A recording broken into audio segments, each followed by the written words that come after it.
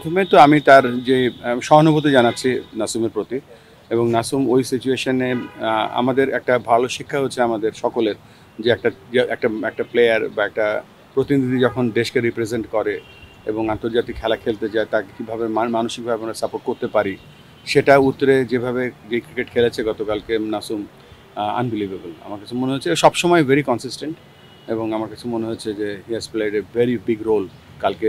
কেননা 11 জনের সম্মিলিত কন্ট্রিবিউশনে টিম জিতেছে, তবে ও একটা ভালো রোল প্লে করেছে। দুলাল ভাই যাওয়ার আগে যেহেতু একদম লাস্ট মুহূর্তে এই ঘটনাগুলো ঘটেছিল, নাসুমকে কোনোভাবে অ্যাজ এ বোর্ড প্রেসিডেন্ট আপনি আসলে সাহসটা জুগিয়েছিলেন কিনা? খুব দরকার ছিল সেটা আসলে। ইনফ্যাক্ট পার্সোনালি আমার সাথে তার সিলেটে কথা হয়েছিল, এবং আমি তার ছোট্ট মেয়েটা, তার ওয়াইফ, সবার সাথে কথা বলেছি, এবং আমার কাছে মনে হচ্ছিল যে হি ইজ ভেরি কনফিডেন্ট, এবং ক্রিকেটের প্রতি তার মনোযোগ অসম্ভব অসম্ভব অসম্ভব তীক্ষ্ণ, এবং সেটা সে প্রমাণ করতে সহায়তা করেছে। আরেকটা জিনিস আপনার জিজ্ঞেস করার আগেই বলে নেই, আমাদের কিন্তু প্রত্যেকটা টিমের কিছু ইমপ্রুভমেন্ট এরিয়া থাকে।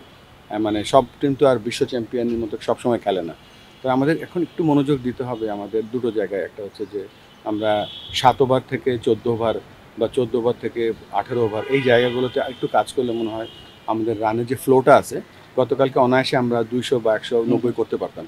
তো এই জায়গাগুলো আমি ডেফিনেটলি আমাদের টিম দেখছে, বাট এটা আমাদের বাইরে থেকে আমরা দেখেছি যে এই জায়গাগুলো আমাদের ইমপ্রুভ করা উচিত। না, রানিং বিটুইন দ্য উইকেটও কালকে কিন্তু দারুণ করেছে বাংলাদেশ, এবং এটা একটা হিডেন নাম্বার বলে। হিডেন নাম্বার হচ্ছে যে মানে মানে একটা তো আমরা ব্যাটিং, বোলিং, ফিল্ডিং, যেটা আমরা কোর ক্রিকেট বলি, বাট আউটার ক্রিকেট যেমন ধরেন 5টা রান যদি আমরা রানিং বিটুইন এক্সট্রা নেই, ফিল্ডিং, তো গতকালকের ফিল্ডিংয়ে রান আউট বলেন, ক্যাচিং বলেন, এটা সব কিছু নির্ভর করে অ্যাটিটিউডের উপরে। কিন্তু অ্যাটিটিউডটা ছিল এত স্পোর্টিং এবং এত প্রতিযোগিতামূলক, এটা অটোমেটিক্যালি তাদের ভিতরে যেটা ছিল তারা বের করে এনেছে। ওই যে বলছিলাম যে ট্যাকটিক্যাল চেঞ্জ কালকে সব থেকে ইমপ্রেসিভ ছিল। কালকে ওভারঅল ক্রিকেটে of course Tanzim batted really well, Taskin এবং নাসুম অনেক ভালো বল করেছে, বাট অ্যাকচুয়াল ক্রিকেট কালকের ম্যাচটা যে বড় চেঞ্জার ছিল সেটা রিশাদের যে বোলিংয়ের যে কালকে যে ট্যাকটিক্যাল জিনিসগুলো দেখেছি, যে কীভাবে আস্তে বল করতে হয়, কীভাবে উইকেট বল করতে হয়, এবং এই হয়তো 4 ওভারের খেলা, কিন্তু 4 ওভারের ও 2টা স্পেলে বল করেছে,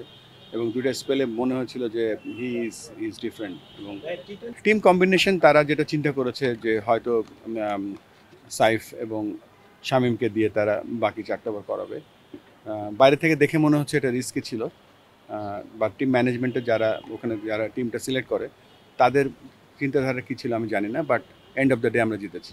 এই টি-20 ক্রিকেটে ইমোশনাল হওয়ার কোনো জায়গা নেই। এটা ওই সময়টার জন্য দেখেন, শ্রীলঙ্কাকে কিন্তু অলমোস্ট হংকং হারিয়ে দিয়েছিল। সো আমরা একটা কথা বলতে পারি যে আমরা পিছিয়ে নেই।